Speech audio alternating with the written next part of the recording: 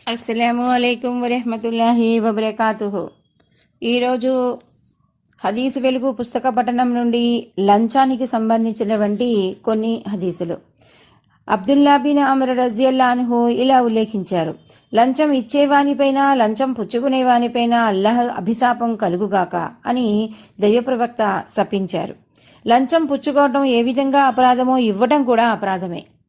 వాస్తవానికి అవినీతిపరులైన ప్రజలు లేనిదే అవినీతిపరమైన వ్యవస్థ ప్రపంచంలో మనగలుగుతుందా?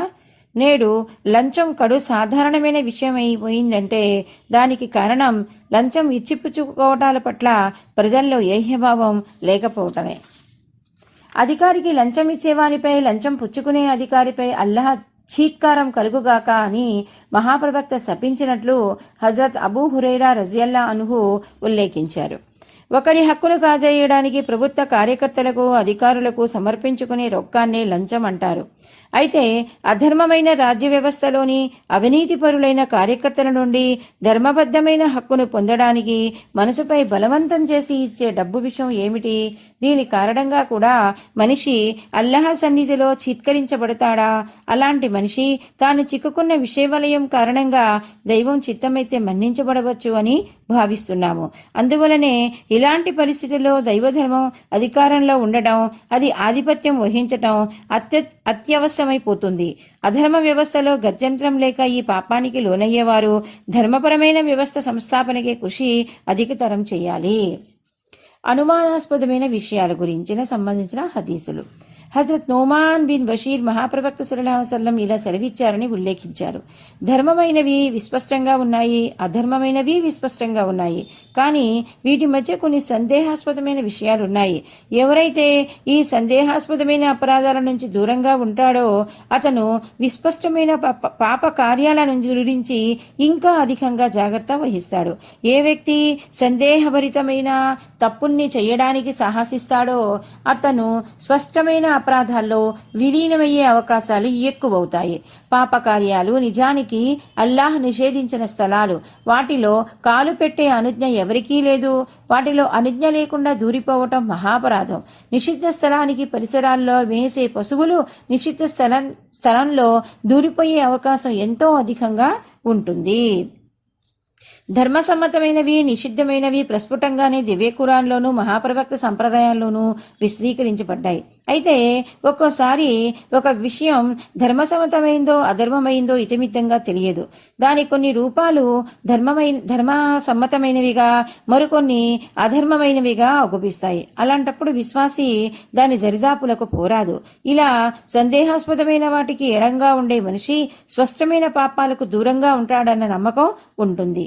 దీనికి భిన్నంగా సందేహాస్పదమైన విషయంలో దాని అధర్మమైన కోణాలు కనిపించినా ఎవరైతే దాన్ని ఆచరిస్తాడో అతని ఆంతర్యం విస్పష్టమైన అధర్మపు కార్యాన్ని చేయడంలో వెనుకాడదు, సాహసవంతంగా ముందుకు వస్తుంది. ఇది ఎంతో ప్రమాదభరితమైన మానసిక స్థితి. దీని పర్యవసానం శాశ్వత నిష్ఫలతమే తప్ప మరేమీ కాదు.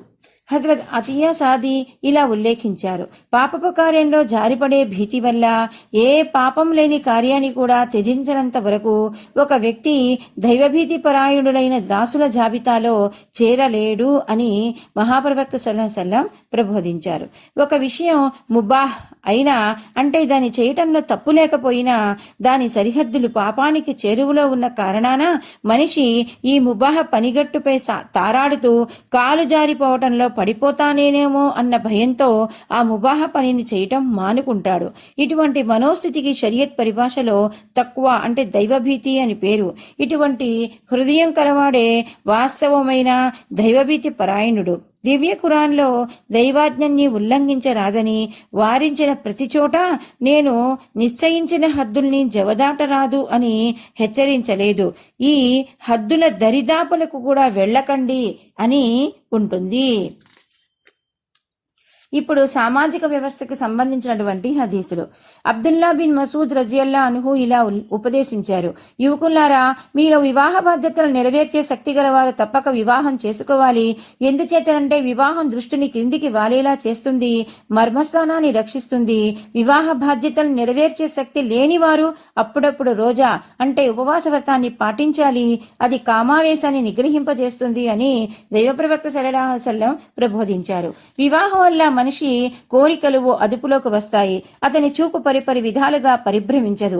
తద్వారా జీవితంలో నిగ్రహం, పరిశుద్ధత, పవిత్రత జనిస్తాయి. కామవాంఛ క్రమబద్ధమవుతుంది. వివాహం ఆ తరువాత దానికి సంబంధించిన బాధ్యతల్ని మోసే స్తోమత లేనివారు ఉపవాస వ్రతాన్ని పాటిస్తే తద్వారా మనోనిగ్రహాన్ని, కామ కోరికల అదుపునకు మార్గం ఏర్పడుతుంది.